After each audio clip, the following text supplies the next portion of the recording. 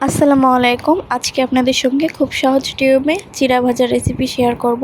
তো চলুন দেখে নিই কীভাবে আমি তৈরি করেছি এই রেসিপিটি তৈরি করার জন্য আমি 1 চিমটি লবণ এবং 2 চামচ পানি দিয়ে ভিজিয়ে রেখেছিলাম। এরপর একটা কড়াইয়ে চিড়াটাকে আমি ভেজে নিয়েছি। এখন আমি কড়াইয়ে তেল দিয়ে দিচ্ছি। এরপর আমি পেঁয়াজ কুচি, রসুন কুচি এবং কাঁচামরিচ কুচি দিয়ে দেব। এই সবগুলো উপকরণ আমি এখন একটা খুন্তির সাহায্যে নেড়েচেড়ে ভেজে নিচ্ছি। এবার আমি এখানে অল্প পরিমাণে হলুদ দিয়ে দিচ্ছি। এখানে আমি যেহেতু আগে থেকে লবণ দিয়ে ভিজিয়ে রেখেছিলাম চিড়াটা, সেজন্য আমি লবণ ব্যবহার করব না। খুন্তি দিয়ে নাড়াচাড়া করতে থাকবো যতক্ষণ না পেঁয়াজগুলো লাল রঙের হয়। চিড়াটাকে একটু বেশি সুস্বাদু করার জন্য আমি এখানে দিয়ে দিচ্ছি বাদাম। আমি এখানে অল্প পরিমাণে চীনাবাদাম দিয়েছি।